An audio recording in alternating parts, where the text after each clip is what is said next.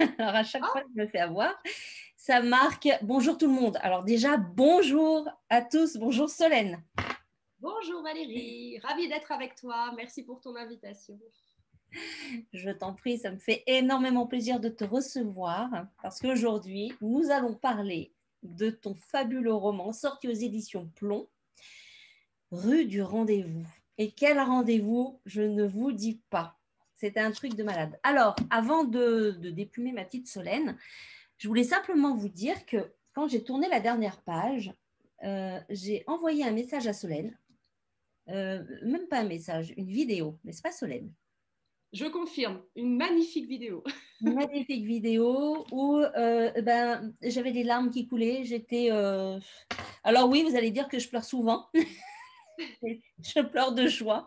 C'est un roman qui m'a séchée et je ne m'attendais pas à cette fin. Je ne m'attendais pas à cette fin quand j'ai tourné cette dernière page. Donc, j'ai retenu mes larmes parce que c'est un roman qui est bouleversant, bouleversant d'amour, bouleversant de force. Il y a des passages avec des notes douces, des notes un peu plus tragiques. Mais quoi qu'il en soit, à chaque fois, je me suis posé des questions sur mes émotions. Qu'est-ce que moi, j'aurais fait dans telle ou telle situation? Et ça, Solène, eh ben, bravo. Bravo parce que je lis beaucoup. Je lis vite, je lis beaucoup. J'ai de la chance de pouvoir lire, c'est ce qu'on disait tout à l'heure, des genres différents. Et là, tu m'as totalement accrochée. Je ne pensais pas que j'allais. Alors, je ne pensais pas que j'allais aimer ton roman parce que tu as une plume, peu importe ce que tu écris, tu as une plume tip top. Mais ce genre, et là, ce genre, tu m'as touché en plein cœur. Ça fait boum. Alors, un voyage magique. Rue du Rendez-vous, c'est un voyage magique pendant l'occupation. Celui de Paris, dans l'après-guerre, le Paris d'aujourd'hui, c'est une rencontre entre deux générations. Et pour en savoir plus, attention, tu peux avoir peur. Parce que je vais te déplumer Le sac, le le sac à sac plumes. magique. Le sac magique. Écoute, tu sais quoi, déplumez-vous le sac magique, ça me fait penser à la petite Nini en même temps. Ah, C'est vrai, c'est c'est vrai, vrai. Elle a pas mal de plumes autour d'elle, c'est c'est vrai. ça. Donc écoute, en la mémoire et en l'hommage de Nini, qu'est-ce que j'ai raconté comme connerie? Encore, j'ai bafouillé, j'ai dit n'importe quoi. Enfin bref, on va piocher. Tu es prête? Allez, complètement prête, archi prête. J'accroche ma ceinture de Je te sécurité. rappelle les règles du jeu. Je pioche une question. Forcément, il y en a eu d'autres depuis notre première interview. C'était pour Miracle. Il y en a eu d'autres. Donc, sache qu'il faut répondre de manière concise, de manière courte. C'est pas évident. Je sais, j'ai testé le pitch en 10 secondes. Je ne suis pas arrivée à sortir deux mots. Moi, C'est terrible comme exercice, c'est très c'est ho- difficile. c'est horrible, c'est horrible. Allez, ah bah ça tombe bien, l'étincelle de départ pour Rue des Oui. Vendées. Alors, l'étincelle de départ, c'est une chanson qui s'appelle Les Roses Blanches, qui a été chantée pardon, par plein d'artistes différents. C'est une chanson réaliste, je crois, des années 20, me semble-t-il, qui met en scène en fait un petit garçon qui offre des roses blanches à sa maman. Et comme dans toutes les chansons réalistes, ça se termine très mal puisque la maman, en fait, elle tombe malade, elle va à l'hôpital, elle va mourir et son petit garçon qui n'a pas un rond va voler des roses blanches pour sa mère. Donc c'est extrêmement triste, mais moi c'est une chanson qui a bercé toute mon enfance, tout simplement parce que mon père avait un disque en fait de De... variété des années 80 parmi lesquels enfin, un groupe avait repris cette chanson. Donc moi je l'ai connue par Ah ce bon? biais-là, puis j'ai découvert des versions plus anciennes et peut-être un peu plus touchantes, mais moi cette chanson-là m'a mis. Enfin, je pense Ah que bon. c'est une des premières chansons sur lesquelles j'ai pleuré. Je devais avoir 6 7 ans, quoi. Un groupe des années 80. Bah oui, alors lequel, je ne saurais pas te dire. Je me rappelle juste de l'image du disque. C'était un 33 tours à l'époque. Ils avaient les cheveux longs, bon, bah, comme tous les Oui, bon, gars, bah, comme tous les gars sur les disques des années 80. Donc jusque-là, pas de souci. Je sais pas, bon, il y avait des accents un petit peu pop dans cette chanson des années 20, mais du coup, moi, si ça intéresse des gens, moi, je conseille d'écouter, pour rentrer dans l'histoire, la version de Bert Silva, avec cette gouaille un peu parisienne, avec ces airs qui roulent, on entend presque le phono qui crépite, et du coup, Ah oui. voilà, ça nous emmène dans une autre époque, et ça nous raconte pourtant des sentiments d'aujourd'hui, et c'est ce que j'aime très fort dans la chanson réaliste. Et du coup, pour terminer là-dessus, parce que je sais que tu m'as dit qu'il fallait que ce soit concis, euh, en fait, cette chanson-là, elle a été l'étincelle parce qu'elle raconte finalement l'amour fou d'un fils pour Pour sa savoir. mère. Et donc, du coup, c'est ça aussi. Et donc, du coup, même si la fête des mères est passée, eh ben, vous devez toujours l'offrir à votre petite maman ou à votre Mais grand-mère tous les ou jours, à votre libre. chérie. Bref, peu importe, on s'en fout. Non, c'est vrai que c'est une réelle histoire d'amour magique et magique. Ah bah écoute, ça va, je kiffe. Alors, la musique qui incarne ton roman, tu en as parlé. Donc, c'est pas la peine de revenir dessus. Il y en a d'autres après qui sont Ouais. venus. Hashtag défi, il faut que tu fredonnes ou que tu chantes. Euh, alors, je vais chanter celle de Lucienne Boyer que beaucoup de gens connaissent, qui s'appelle Parlez-moi d'amour. Allez. Parlez-moi d'amour, redites-moi des choses tendres. Ah, Votre beau discours, mon cœur n'est pas là de l'entendre. Et j'irai pas plus loin. et... Parce que Lucienne Boyer le fait bien mieux que moi. Ok, merci beaucoup pour le défi relevé, les amis. Ensuite, ton rituel d'écriture. Est-ce que alors ton rituel d'écriture, hein, et est-ce que tu as eu pour celui-ci un rituel d'écriture différent, tout en sachant que on était en confinement. Donc forcément, peut-être que ça peut changer. Moi, le confinement n'a absolument rien changé finalement à mon quotidien, si ce n'est que j'ai eu le bonheur d'avoir mon mari et ma fille H24 à la maison. Et pour moi, qui suis une grande angoissée, qui ai très peur de les voir partir le matin pour ne jamais les voir revenir, c'est un truc, c'est un truc à exorciser à l'intérieur. Hein, donc ça, je me soigne. Mais en tout cas, pour moi, si tu veux, le confinement, en tout cas le premier, a été un moment plutôt confortable, une petite parenthèse enchantée, disons, Ouais. euh, et qui n'a pas changé grand-chose à ma vie parce que moi, j'ai la chance d'en vivre aujourd'hui de l'écriture et donc du coup, je me lève tous les matins pour écrire. Donc, voilà, je me lève, voilà, je commence à écrire, il est 8h30, 9h, je m'arrête sur les coups de midi et puis le reste du temps, j'écris dans ma tête, disons, avec les musiques du roman, avec, voilà, en marchant. Donc, toi, c'est plus rituel du matin pour ton écriture. Ouais. Ah, ça, Ouais, mais parce que, en fait, bon, d'abord, je pense que de base, je suis pas un oiseau de nuit, mais aussi et surtout parce que je me cale, en fait, sur le rythme, mon rythme familial. Peut-être que quand ma fille sera grande et que je serai plus obligée de me lever ça sera peut-être aller différent. avec elle pour l'école, si tu veux, peut-être que là, je passerai au soir, je ne sais pas. Et pour l'instant, c'est ce rythme-là qui me convient. Ok, parfait. Allez. Ah, le mot qui revient le plus souvent dans ton roman, parce que je sais qu'on a des problèmes quand on écrit. Moi, il y en a toujours un qui revient, c'est d'horaire, c'est toujours mais. Alors, à chaque fois, j'enlève le mais. Alors, il paraît que j'ai un tic d'écriture, mais qui ne se voit pas parce que c'est corrigé après avec tout le travail édito, mais c'est de commencer mes phrases par c'est. Ah, C'est apostrophe, c'est ST, tu vois, et de faire des phrases en c'est que, c'est. Bon, bah voilà. En fait, moi, j'écris un peu comme je parle, et après, je corrige. Du coup, il y a beaucoup de réécriture quand même, pour justement. pour enlever le C. Oui, Vilain. aussi. Ok, parfait. Allez. Qu'est-ce qui t'a poussé à écrire? À la base, Alors, qu'est-ce qui t'a poussé à écrire à la base? Et après, ce genre-là en particulier, puisque de toute façon, enfin, on te connaissait avec des genres un peu plus sombres. Et là, c'est le changement. Enfin, oui, c'est le changement. oui, oui et Je vous non, hein, rappelle mes finalement. larmes, hein. Je vous rappelle mes larmes. Ah, Bon. oui et non, ça change pas tellement finalement. Non, alors qu'est-ce qui m'a poussée à écrire à la base? Je sais pas. J'aimais lire beaucoup et donc en fait, j'ai toujours eu depuis gamine en tête l'envie d'écrire des histoires. Et donc, c'est venu assez naturellement, je sais pas, de la lecture, c'est sûr.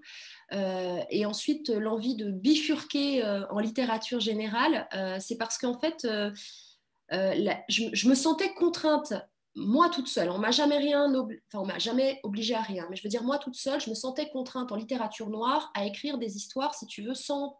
On voyait pas vraiment la lumière. Et ça me convenait, en fait, quand moi, j'étais très angoissée et tout. Mais aujourd'hui, je prends de l'âge, je m'apaise. Ben oui, et du coup, j'ai envie d'écrire des choses plus lumineuses. Alors, n'empêche que je mets quand même en scène des personnages cabossés parce que c'est quand même le fond de ce que je suis, je pense, d'écrire ce genre de personnages. Mais voilà, je me sens plus libre en fait en littérature générale.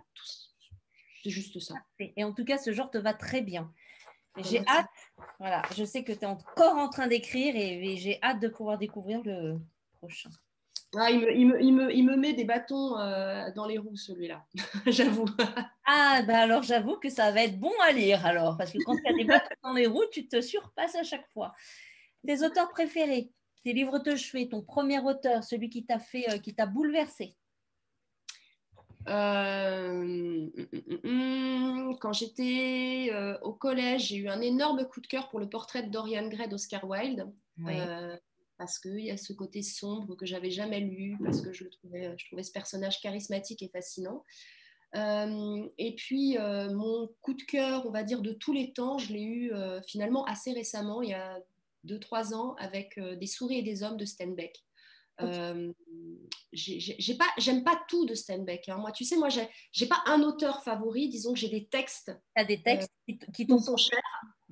Voilà, c'est ça. Mais j'ai pas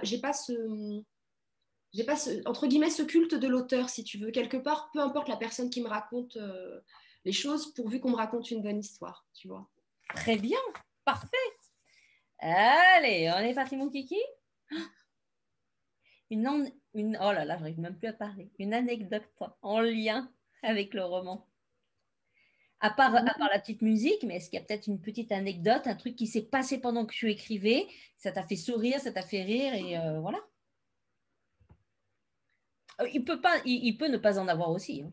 Ouais, là, comme ça, je vois pas. Par contre, si, j'ai le souvenir de cette sensation grisante, c'est-à-dire qu'à un moment donné, tu es bloqué dans le roman.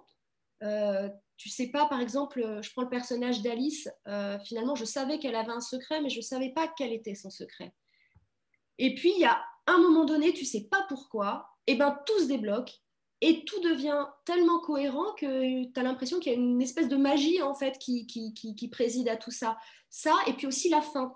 La première fin du roman n'est pas celle qui est dans le roman. Pendant 3 mois, il y a eu une autre fin.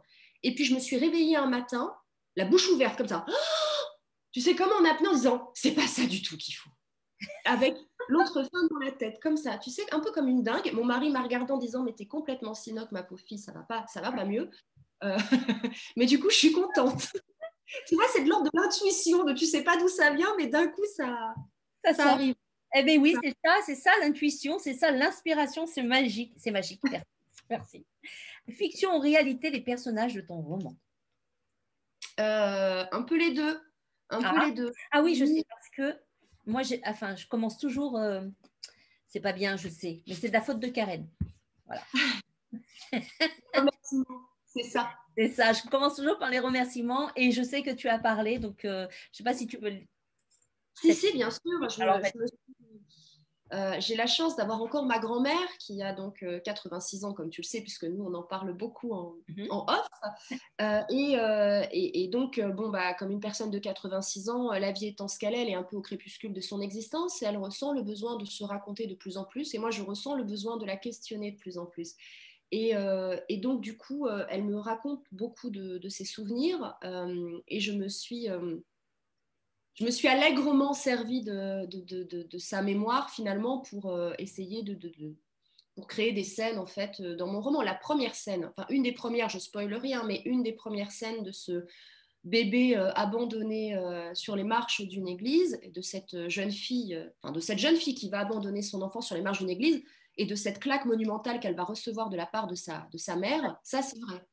c'est vrai. Ça, c'est l'histoire d'une de mes grands-tantes. Ok. Voilà. Sauf que dans la vraie vie, le bébé n'a jamais été retrouvé. Ah, bah, j'ai des frissons de concorde partout.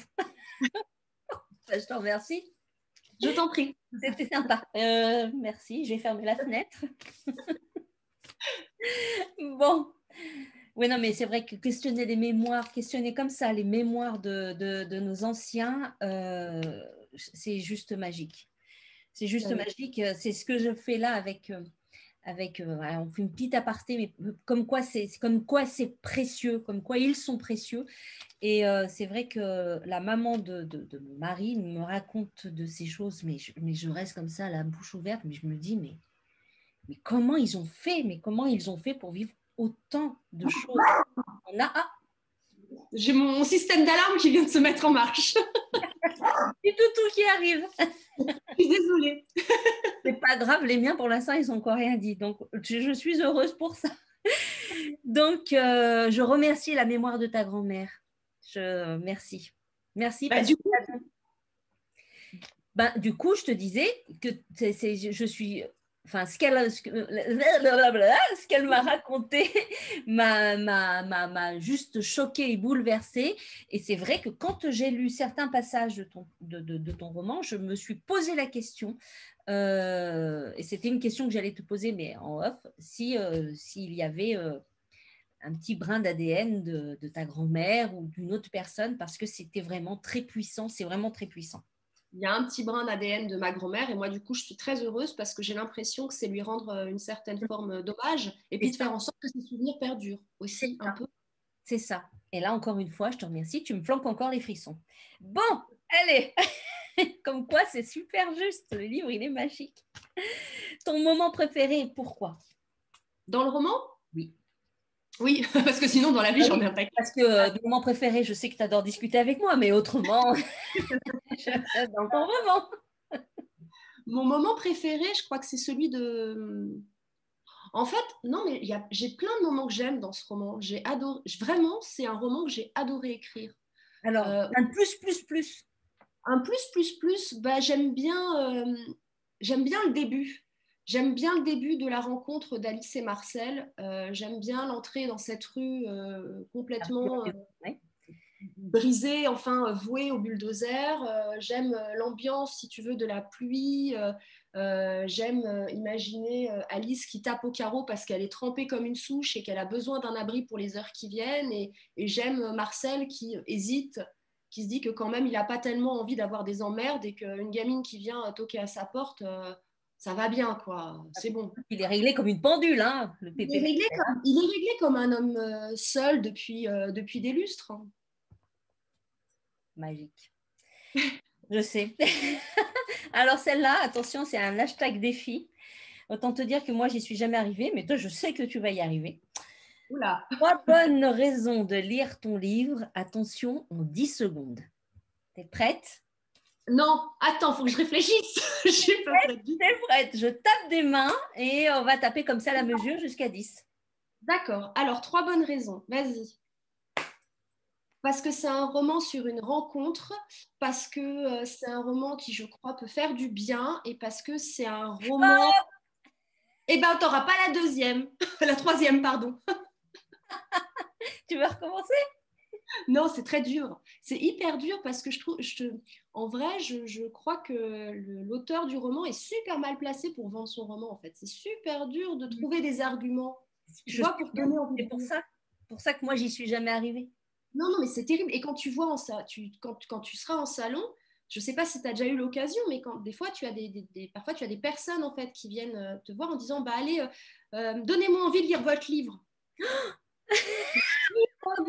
Et pourtant, tu vois, Dieu sait que j'en ai fait des salons. Je me suis quand même pas mal baladée, donc la situation s'est posée un certain nombre de fois. Et à chaque fois, c'est le grand blanc parce que je me dis, mais c'est comme si je vous donnais c'est comme si vous me demandiez quelles sont mes qualités. Je peux pas vous répondre, j'en sais rien.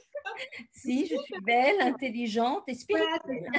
Voilà, donc alors attends, tu veux 3 raisons? C'est un roman merveilleux, incroyable, et vous avez jamais lu ça. Voilà, tu as 3 raisons. Non, Moi, en vrai, Alors, moi, je peux te les donner. C'est un roman bouleversant d'amour, un roman qui réveille tes émotions et un roman qui entrechoque deux générations. Bah écoute, allez, Voilà. je valide. Pour Merci. moi, voilà, j'adore. Je l'ai vraiment kiffé. Allez, ça, j'adore cette question.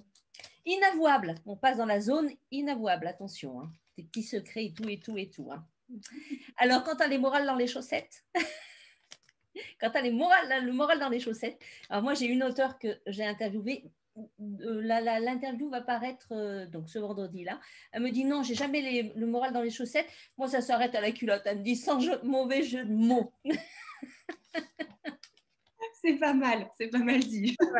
Donc, quand tu as des morales soit là ou soit plus bas, quelle est, pour te faire sourire, pour te faire rebondir de joie, ta lecture et ton film et ta chanson inavouable? Bon, alors pour le coup, la chanson, c'est facile. J'écoute Frank Sinatra, New York, New York. Cette chanson-là, je ne sais pas. Mais ça te booste. Ah bah oui, j'ai l'impression quand je l'entends que je suis tu vois, la reine du monde et que rien ne peut me résister. Je te vois bien descendre les marches. Ok. Mais je chante, je danse, même dans la rue, je suis là. Derrière le masque, c'est très pratique en plus parce que tu vois, je peux chanter à tue-tête dans ma tête et ça ne se voit pas. Méfie-toi parce que le hashtag défi, c'est danser. Hein. Ah, c'est pas vrai, je te jure que non. Mais peut-être qu'un jour, je le mettrai, le hashtag défi danser. C'est possible, c'est possible. Alors, voilà. là, c'est la chanson. Le film et je sais plus, et la lecture, le livre. Alors, le film, bon, alors celui-là, il est peut-être un peu inavouable quand même, mais tant pis, c'est Fatal, avec Michael Youn. Ah oui, j'allais dire Fatal Bazooka. Fatal avec Michael Youn. Tu sais, c'était au moment où il chantait Fouta Cagoule, Fouta Cagoule. Et moi, ce film m'a toujours fait mourir de rire.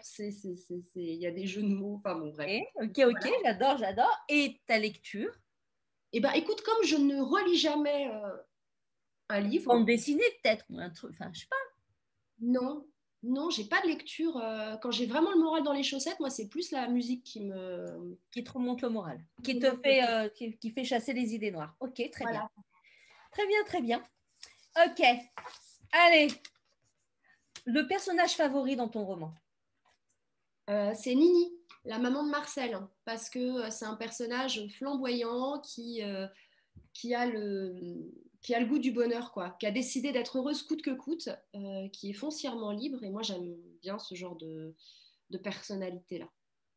Parfait. En plus, c'est vrai que c'est une belle personne. Alors, comment ce titre s'est-il imposé?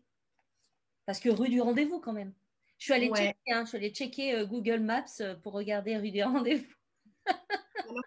Je ne sais pas si tu as vu des photos de la rue du rendez-vous, la vraie Oui, rue du rendez-vous. ça n'a rien à voir avec ça, bien entendu. Mais alors, pourquoi?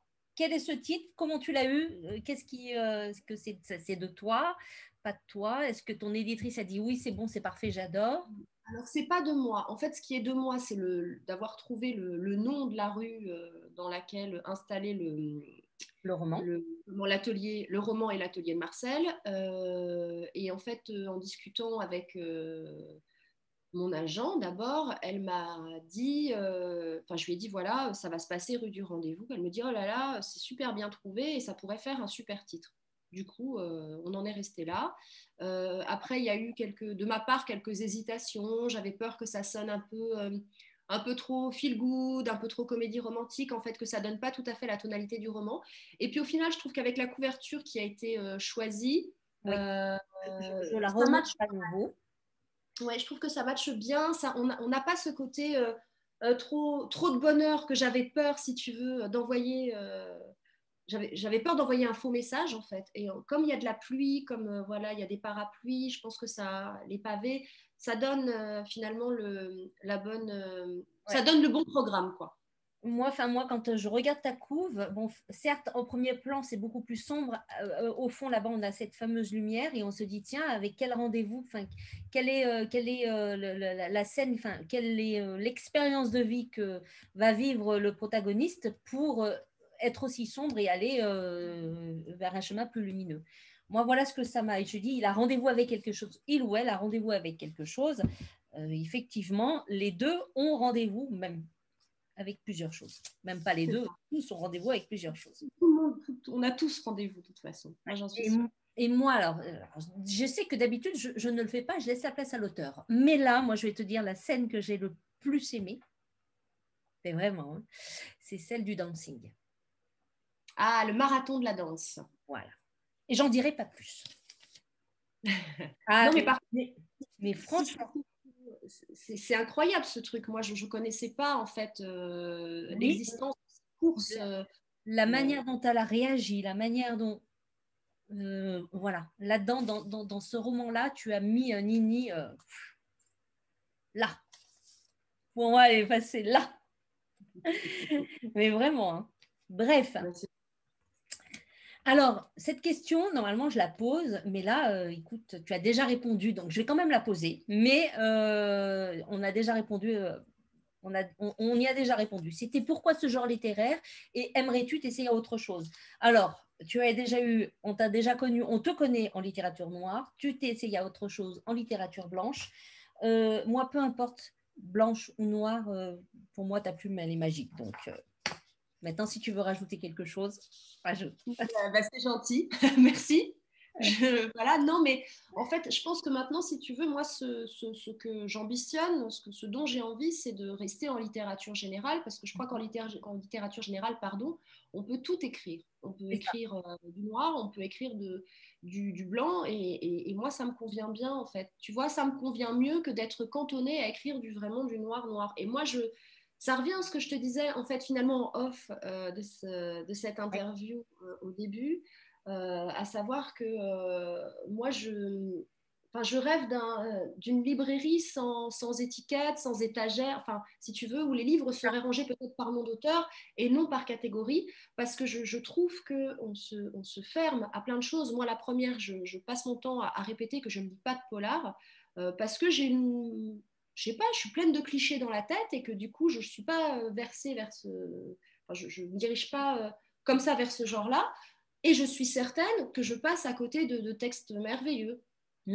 Et je te répondais, j'ai de la... Et je te répondais, mon Dieu. Ça va plus du tout. Je t'ai répondu. C'est pas grave, hein. Je suis au bout du bout et je t'ai répondu que grâce à Déplumer-vous, j'avais de la chance de pouvoir découvrir des tonnes d'auteurs de différentes plumes. Et donc voilà. Donc les amis, arrêtez de vous cantonner à des genres. Ouvrez-vous parce que vous avez rendez-vous avec des trucs magnifiques. C'est vrai, je te jure, c'est vrai. Alors, voyages-tu quand tu écris? Alors, dans ta tête, oui, certes, d'accord, mais est-ce que tu vas checker les lieux, etc., de tes romans? Alors là, pour celui-là, j'en ai pas eu besoin.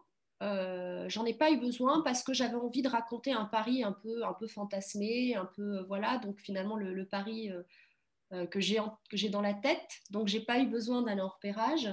Mais par contre, oui, pour certains textes, ça m'est arrivé d'aller, par exemple pour un sac, il y a une scène qui se passe dans un commissariat où le protagoniste se fait enfermer dans une cellule de dégrisement. Bah, ça, j'ai été le faire.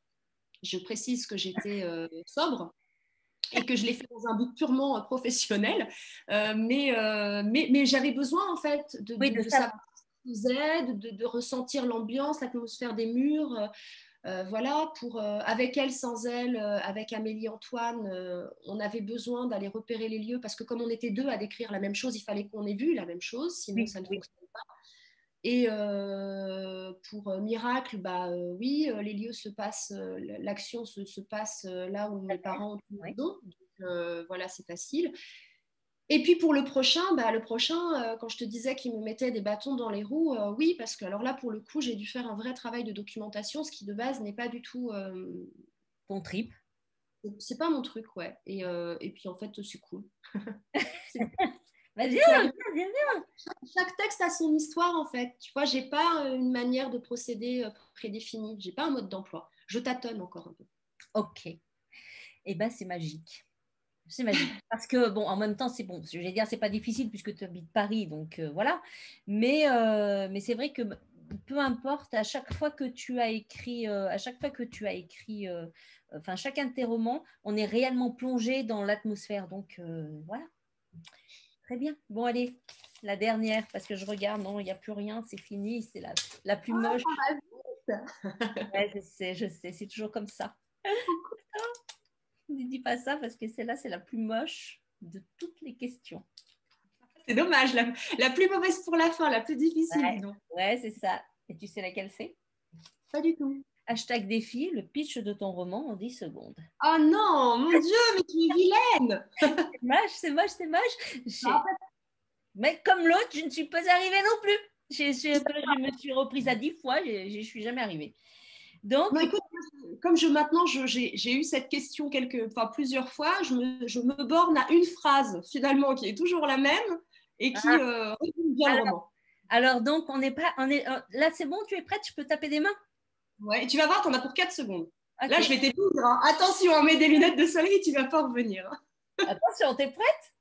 Allez. Alors, je repose la question. Hashtag défi. Le pitch du roman en moins de 5 secondes. Oh, d'accord. Allez, t'es prête? Allez, elle est partie, mon kiki? Elle est partie. Eh bien, c'est l'histoire de 2 cœurs en panne qui vont ensemble se réparer. 5 secondes. Voilà. Eh, t'as vu? Bravo. Je vais faire comme toi, je vais faire une phrase et comme ça, ouais, je serai tranquille. Ça évite, si tu veux, de te perdre dans plein de détails qui font pas avancer le schmilblick. Magnifique. Non, mais c'est vrai, c'est vrai, c'est vrai. Mais c'est parce qu'on veut tellement dire de choses, il y a tellement de choses qui nous ont plu dans le roman que l'on a écrit que forcément, on veut tout dire et on se perd. Bon. En tout cas, là, on va plus se perdre parce qu'on sait où on doit aller, rue du rendez-vous. Solène, est-ce que tu as des actus? Des actus, miniatures, des salons, parce que là, ça commence à reprendre. Ça commence à reprendre. Alors, je serai le 19 juin à Mont-de-Marsan, à la librairie Lacoste. Je serai j'ai oublié la date, je crois que c'est le 26 juin au salon organisé par Caroline Valla dans la FNAC de Rony 2. J'y serai le samedi. Je serai a priori le 22 août, mais c'est pas encore officiel, au Touquet. Et puis voilà. C'est génial. Donc, de toute façon, toutes les dates, normalement, pour tous ceux qui te connaissent et ceux qui ne connaissent pas Solène, vous pouvez la suivre sur ses réseaux sociaux, sa page Facebook, son Instagram, elle a les deux. Autre chose, un site internet ou quelque chose d'autre?